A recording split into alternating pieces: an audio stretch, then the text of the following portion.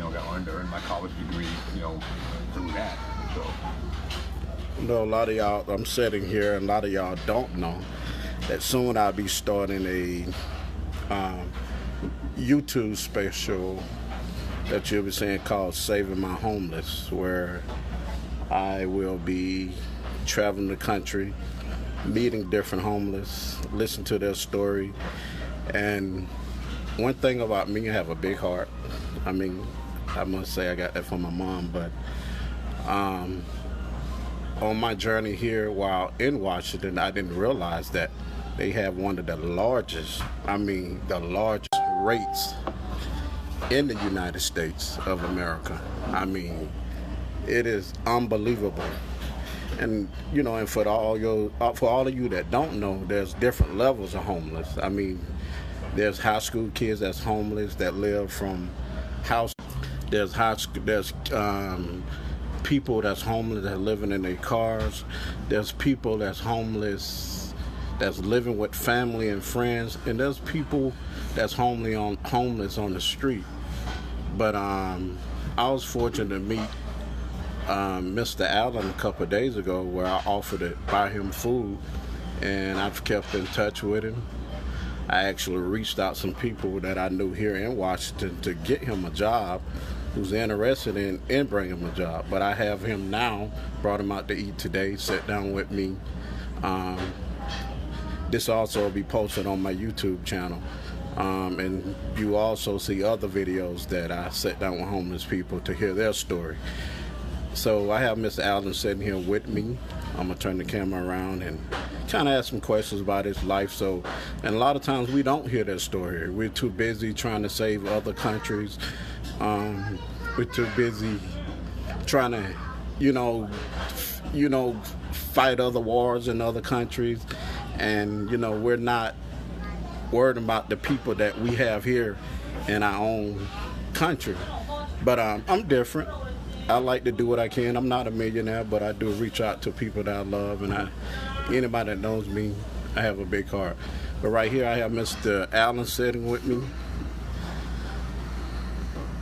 Hold on.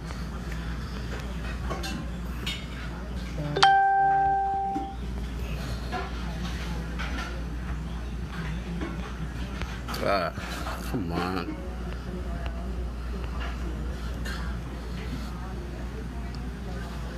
Hey, Mr. Allen, tell everybody hi. Hi, how you doing, folks? This is Mr. Allen, and Mr. Allen, tell everybody where you're from. I am from Bremerton, Washington, born in 1960. I'm an old man. I grew up in California also, so I also named that my home too, Long Beach, California. Mm-hmm. Right. I see you're a Cowboy fan too. Yeah, I'm we're gonna do something this year. I don't know about the Super Bowl, but okay, we're gonna do something. All right, awesome. And Mr. Allen, just give a look. Where you originally? You say you're originally from where again now? Bremerton, Washington. I was born in Bremerton. My father was in the Navy. We moved down to Long Beach. I was in naval base down there, and we lived down there for about 10 years. So I moved back out here. I think I was probably about 11 or 12 when we moved back out here to Washington. Right. I didn't realize I was from here until we was moving back there. But I asked my mama, where's Bremerton, Washington? Well, that's where you was born. You don't know. I was born there. We've been down here ever since I was a little boy. So right. Yeah. So, what led you back to Bremerton and kind of got you in the situation you're in? And I know that you're making strides to get back on your feet, but kind of let the people know what it's like to where you were and where you at now. That kind of sort of put you in a homeless situation, but you're working your way out of that. Right. I'm working my way out of that. I have very great confidence in that I will. But I'm coming from a background where, I'm fully educated. I've got a college degree. I've had numerous high-paying jobs. I've moved around the country, and this most recent job I've had traveling around as a fire stop technician. I came out here for a job. They sent me out here, and we got kind of slow. We weren't getting a lot of calls, not a lot of orders for work, so I got laid off. So since I was out here and from here, I decided just to stay here. I was actually living in Tucson, Arizona, flying around the country for a couple of years. But things didn't work out with that job. I got laid off, and then, you know, one thing led to another. I can't really pinpoint exactly what it was, but one thing led to another. I kind of got behind on my bills. I couldn't pay no rent, so Right. I ended up in my car. With prospects of getting another job. But when I was just telling Travis here that my car got stolen while I was out here, so that's all going to be rectified though. So I won't get too deeply into that. But my car was taken, and the ability to travel to get another job. Right. I'm not using that as an excuse of why I'm not working now, because I mean I've got opportunities, but not having a vehicle really kind of puts a damper on that. Right. But, ended up back out here. My father was in the Navy back here. I was about 10 or 12. Had some problems with the school because, you know, it was primarily a white area, and I was coming from Long Beach, Compton area, and, you know, it was mostly primarily black. I'd never been really close to a lot of white people before. Right. You know, I got myself in some trouble dealing with that, how kind they were. I didn't really trust that, so, you know, one thing led to another, and I'm okay with everything now, but I'm homeless, you know, not because I'm a mess around, a screw around. Right, there's different levels of just, home. you Right. know, one thing, you know, life happens, and, you know, you have to be willing to, you know, accept that, and then, you know, move on, keep pushing forward, and that's what I've been doing. I've been fortunate enough to meet Travis. You know, he's given me a lot of help. I do appreciate that. But, you know, it's not an easy thing, you know, without a vehicle. I've never been without a vehicle. Right. You know, I have had to sleep outside on a few occasions. Right. For about a week, I spent the night outside. You know, I was fortunate for me. It was summertime, so I wasn't cold. And when you say you slept outside, I mean, was you like did you just sleep outside on the ground? I slept back on a park bench. I slept at a bus stop a couple nights, just wherever I could find where there wasn't a lot of wind, and, you know, where it would stay fairly warm. Because, Right. you know, out here in Washington, it's not like other parts of the country in the South where when it gets hot. Right.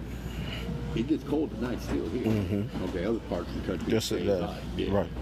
But it still gets cold here, so, you know, not having a blanket sometimes, that it made it tough.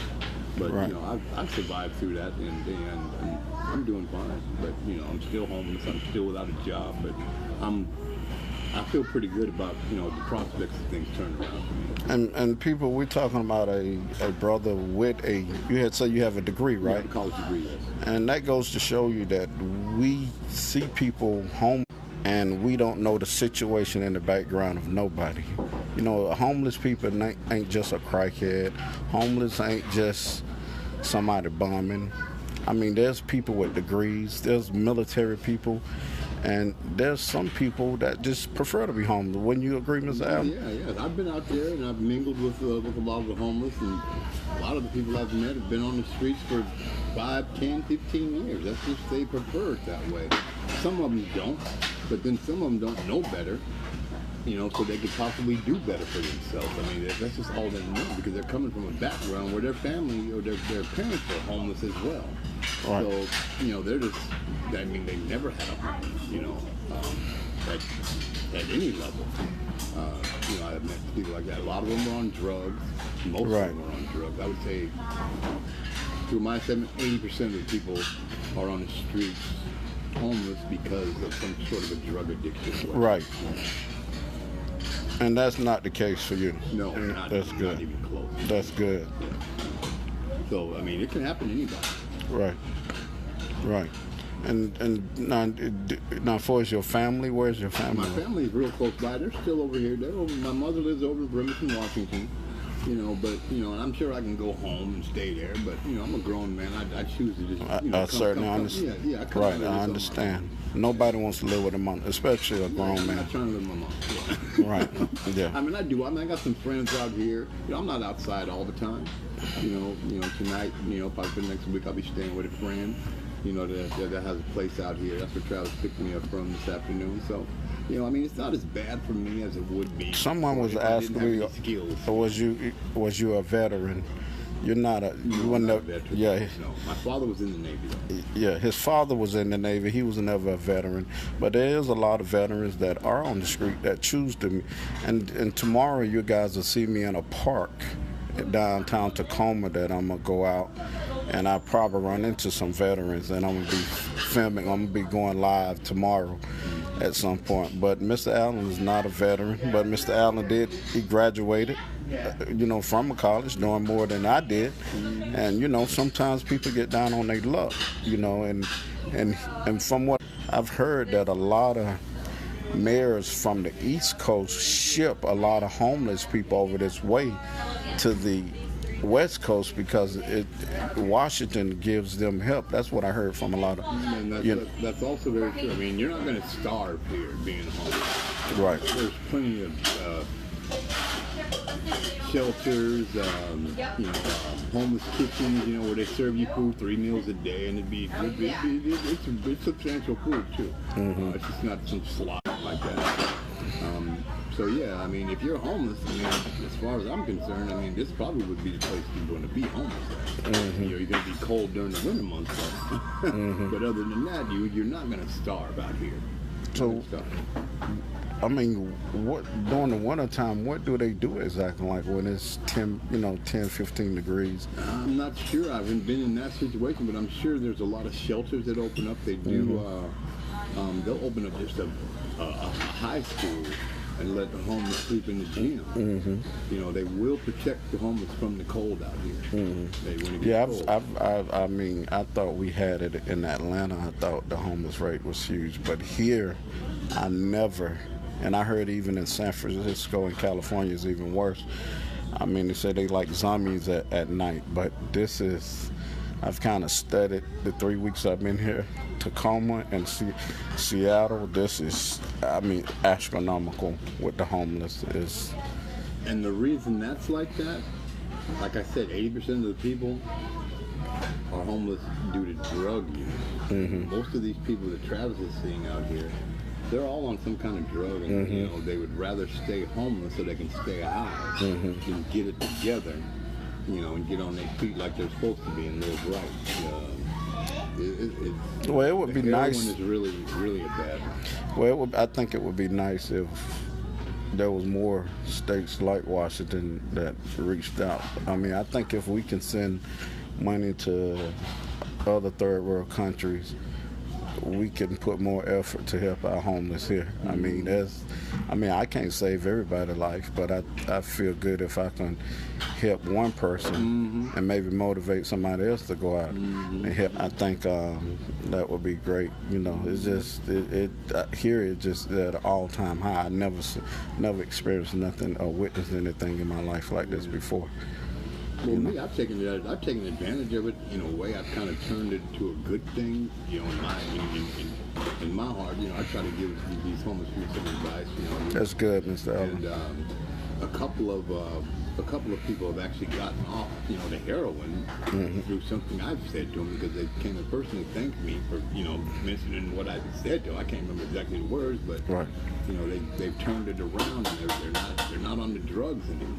So I haven't spoken to those people in probably in a few days, because I see them all the time, but they're doing much better.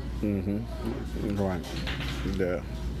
That's good. That's good. And, a lot of time, I'll share a hamburger with them, because I can still come up with some money, doing a little yard work for somebody around here. Well, at least you're trying. I mean, there's some that don't. I don't know how to not try. Right. I don't know how to not do that. I was always, a go-getter. So. Well, when I seen you last week, I said, let me, buy this guy a meal. I offered you a meal. Yeah, I was appreciate that too. And then, I kept in touch with you and said, hey, I know one of the properties I kind of inspected. They're looking for somebody. The company looking for another maintenance guy, and I reached out to them. So, And the young lady, you know, they was like to have him send his resume over. So, I mean, it's just my thing. If I can make a small difference, I just feel like it's the effort. You know, putting the effort to help someone. I mean, because it here it's an all-time high with the homeless. Yeah. So. I mean, I'm single. Yeah. So basically, I mean, I would like to get back on my feet, Right. so I can be like Travis, because Right. I've always been the same type of man. I Right. like to help people, and I got Right. a big heart, you know. And so a lot of times I sacrifice more than I should. Right. But if I'm helping somebody, that's good enough. Right. So, do you have kids, Miss Allen? Yeah. I have 3 boys. They're all grown. I mean, I have a 35-year-old son. I've got a 27-year-old son who also went to school on a football scholarship, just as I did. He graduated with his degree at 16. Right. He's with his mother. He's also a great athlete. He's being recruited, you know, in football. So he'll probably do the same thing. You know, he'll follow in my footsteps, and his brothers, you know, go to school on a football scholarship and get that education. So, what's your relationship with your kids? My relationship with my kids is very strong. I don't know my youngest as well as I want to. We're not as close because I don't see him as much. Right. Me and the mother really don't get along, but I don't have a problem with her. She has a problem with me. So you do, you know, and for a lot of y'all, it's probably like, Miss Allen, and what type of phone do you have? Because that was another thing that baffled me out here. Some of the homeless people, you know, they're clean, they dress nice, and all of them have phones. Some of them have phones, but I didn't realize the assistant that they get out here provide them with all that. So he do have a phone, Yeah, so he's able to contact, you know. So do you stay in contact with the kids? Oh yeah. Oh, absolutely. So are they aware of your situation? No, I really don't tell them everything in detail. They don't need to. Is it a pride thing? You It's know, probably more pride, yeah. It's more Yeah. pride. But Yeah. I don't tell them that. right? They don't need to know that. I don't want my kids worried about me. They got their own. I mean, they need to keep focused on whatever their life is, whatever is going on in their life. So, Right. You know, I mean, I'm fine. I'll be okay. Right. As long, I mean, I don't have to take care. I don't have to worry about taking care of them. So that makes it a lot easier. Right. You know, to work Yeah. on. So. Yeah. So what is probably the most thing that you missed about just being with your family, whether it's your immediate family and your kids? No, just I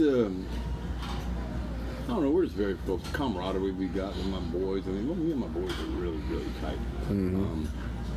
Just like, I mean, if I were to tell them my situation, they'd be breaking their necks to come get me and give me money and, you know, take care of me. And I don't want my kids taking But do you think sometimes our pride? I mean, and I totally get you being a man. You know, I don't want to have to call my mom and dad for because Yeah. I'm a man. Yeah. I want to get out and work and get figure it out on. on my own, yeah. Which But, I can do. Right. But you know, life is a cycle. Our parents raise us. We become adults. Our parents are being an adult to getting elderly, which becomes like a kid mind all over again. Now we become their kids and we become their parents, and that's that life cycle. And we taking care of them. Yeah, and you know, sometimes.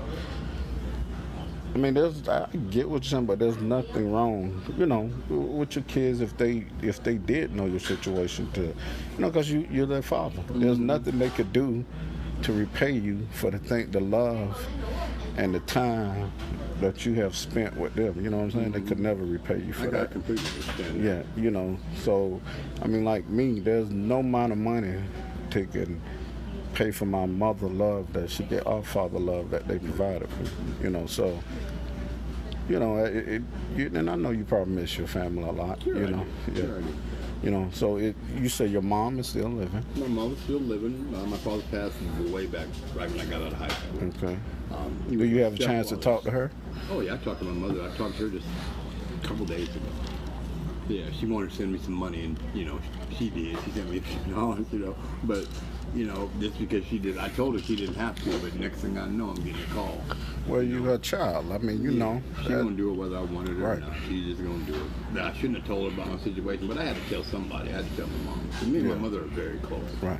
Very And a lot of people might look at you, oh, he don't look homeless. But, you know, like, once again, guys, There's different levels of homeless. You never know what a person is going through. You know, just don't matter if they dress up. I know high school kids that's homeless. They living from house to house, with friends, and that's either the mama on drugs, or it's a broken home, or the dad ain't in their life, and they got to stay with different friends because they don't have a home to go to. So there's different levels of homeless. Some homeless people have a car. I mean, Tyler Perry, perfect example. Look at his story. Living in his car, look at him. The guy is buying military bases now. So we can't, like they say, you can't judge a book by the cover. That is so true. You also had Steve Harvey. Yeah. Living in his car. Yeah. You know, so the level of homeless there's different levels. You know, there's some people that's living in a hotel, you know. I mean, and still able to go to work, but still homeless, you know. Yeah, but it's a good thing that you, Mr. Allen, you trying to make a change. You know, I mean, I'm sure I'm gonna meet people that 10 times worse in the situation that some of the homeless people I'm gonna be speaking to, putting on my YouTube channel. I mean, I just want to get the homeless people. Want to hear their story, you know what I'm saying? Because a lot of times we don't hear the story. We just walk up and give them food and keep it moving. You know, sometimes they want to tell their story. Sure they do. You know what I'm saying? They want to be heard. You know, a lot of times we don't take out the time. You know, we take out time just to feed them every blue moon, but we don't take out the time to really get to know, let them tell their story. You know what I'm saying? Because a lot of them, you know, they miss home. And you know, and we have a lot of military vets that they just want to live on the streets. They get a check, they get benefits, and they just want to live on the streets. They don't want to be part of civilization. You know what I'm saying? I mean, that's crazy. But Mr. Allen, I know this ain't where you want to be. No, you know that. No. Yeah. Now, what college did you attend, Mr. I went Allen? to Central Washington University. Wow. That's over in Ellensburg, Washington. Okay. It's over on the other side of the mountain, eastern Washington. The weather's And what did you major in college? History education. History? Yeah, I used to be a school teacher. I went to school to be Oh, a wow. school teacher. But I really wanted to be, I wanted to teach, but I also be a coach. Right. And I did get an opportunity to do that, even though I didn't accept the job offer that they gave me when I applied for a teaching position. That the money just wasn't right for teachers, so I went and did something else. I worked for the government. It was like 3 times as much as I got offered as a school teacher. So you never did? I never did teach. Okay. Although I did coach basketball for 8 years at my former high school, and football 8 years did that. Also during that same period of time, I worked at the University of Washington in the recruiting department, recruiting football players and basketball players, Right. To attend school there. So I was back in the 90s. We Right. had some pretty good teams too. We actually won a national championship with some players I recruited. And we only lost. We lost very few games. I worked with Don James. He's passed away now. Right. But I was real close to him. Right. So it kind of hurts to bring him up. So. It's okay. It's all right. It's all right. But it's okay. So I take it he was real close to you. Oh yeah, he was like a father. Yeah. Wow. So you spend a lot of time with him. Oh, a lot of time. He recruited me when I was coming out of high school. And I blew my knee out, so he took my scholarship away. So that kind of hurt me. Right. But after I graduated from school, one of my ex-coaches, he had got a job over there. Right. And he hired me on as a recruiter, so I got to know the Husky football staff and that program very well. So, right. But I do keep bringing up Coach James. It's all right, Mr. Allen. It's all right. I understand. Yeah, I know. I could tell he was close to you. Yeah. So. But I'll be all right. Yeah, I know.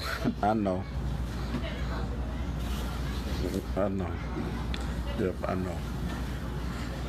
So, at what point of your life you think it took a turn? Where you come out with the school, you went to school, got a 4-year degree, you raised the, good family, and, like you say, you was working at the university, and then what do you think it took a turn at? Probably took a turn. I've been married. I got divorced. But then I got together with another gal. Like, it was way too soon. And then that was just a nightmare, that relationship I had with that woman. I got in a lot of trouble with domestic violence type things going on. I was never really doing anything that I felt was wrong, but living out here, I was living in Bremerton, Washington, Kitsap County. There's still some racial tension over there. I mean, it's real white girl. Right. And, the police really didn't approve of it. They didn't approve of that at all. Right. Because, she was basically drop dead gorgeous, as we'd call them. Right. But she's just another person to me. But, that was part of the problem, and then she would, she was a heavy drinker. I don't drink. Right. So a lot of problems with her wanting more alcohol and me not going to get it, or letting her drive the car to go get it, things like that. So a lot of arguments happened, due to that. I ended up getting in some trouble with that. Spent a few days in jail. Even got charged with, with violation of a no contact order. Another time went to jail. So they charge you with a no contact or sheet? No, actually, when you get into domestic violence stuff, if you get arrested, the person that is arrested, whether it be the man or the woman, it's going to be the man every time. Right. It just is out here. The judge is going to put this no contact order in place. Okay, so now here you are. You can't go around this person yet. You're living together. Right. So where are you supposed to go? Right. Okay, so all it takes is a little raising of a voice or something like that, a bump against a wall, something like that. The neighbors are going to call the police. And the police are going to show up, and you don't even know they've been called. And next thing you know, you're going back, you're getting arrested because you're in violation of that no contact order. Right. When they don't even care. Right. That's where you live. I mean, they're basically putting you out of a home. Right. Because I'm not going to have the girl go out in the street. Right. So basically, a lot of times I'd sleep in my car and we would just hook up. I'd go home and shower when I could. Things like that, change clothes, whatever. I mean, I wasn't homeless. I just had to be real careful going to my own place. That I'm paying rent. So it's real tough. So I got no contact order, not respecting it the way I should. Right. But that's been about 15, almost 20 years ago when that was going on. Right. Because I've been divorced for just about as long. Because, like I said, I got right into that relationship right after I got divorced. Right. Split up. So, that's not a good thing to do, guys. Don't do that. What's that? Get together with another girl right after that. Sheets So are you still need some warm from your wife. Yeah, right. You need some healing time. Yeah. So I didn't get my time for that, but that was just a bad mistake, bad choice on my part. I was younger then, so that's the choice I wouldn't make now. I was probably 30 years old, 35, somewhere in there. Right. Yeah. So how old are you now? I'm 57 now. 57. Okay. All right. Okay. 57. So maybe 2 years to put in. I can put in for my full retirement. So. That's a blessing. Yeah. So you think at that point your life took a turn? It took a turn, yeah. I just started not caring about a lot of things. And, I was taking things for granted. Then I got myself back together, like I am now. I mean, mentally I'm strong, physically I'm strong. But the mental part, that's the biggest part, and I've got that down pat. So Yeah. we just move on from there. I mean, I'm just trying to move forward is all. Right. So where you think you at this point, from, what you think you learned from all that 15 years ago? Have more appreciation, have a little more graciousness, a little more gratitude, because I've always been a spoiled, coddled athlete, my whole life, I've been that way.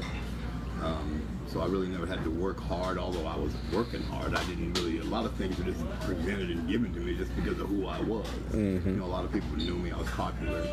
I was the number 2 recruit coming out of the state of Washington as a high school football player. So,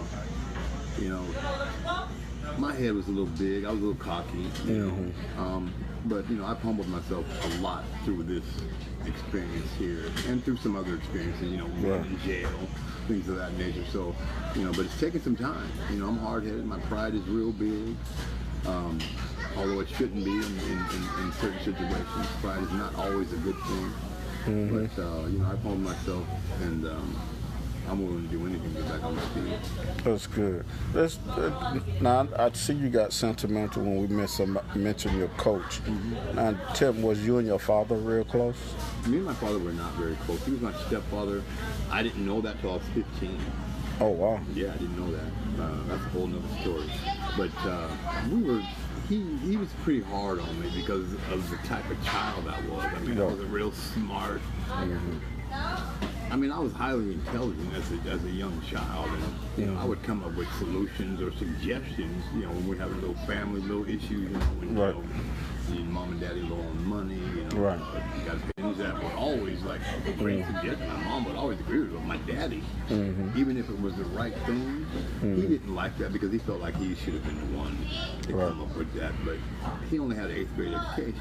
Right. He's born in 1929. And wow. He 1929. He couldn't even. I mean, he couldn't even go to school through 12th grade. He had to go to work to help take care of the family. And this was your stepfather. This is my stepfather. So did you never knew your real? I never knew my real father. I met him, but I didn't give him a lot of respect because he had followed me to home to where I was living with my mom and my stepfather. He followed me. He knew who I was. He followed me home, and my mother ran out of the house saying, "You ain't supposed to be here around these kids, blah, blah, blah." And when I heard her say that and the way and how upset she was, but I was 15, almost 16 at the time, so I was beginning to understand, what it was, what adults dealt with in that type of situation. So I lost respect for him at that point. I didn't even want to know him when my mother said that she didn't want him around us ever. So she had a good reason for that. Because my mother's a church-going person. Right. I was raised in the church. My grandmother raised me a lot too. So I got a lot of her in me. Yeah. She's another one I don't like to talk about. I'll get upset too. So your grandmother? Yeah, I was very close. You was close to her? Wow. Wow. And your grandfather? Grandfather, he passed. I was only 8 years old when he passed, but I was very close to him as well. Wow. Yeah.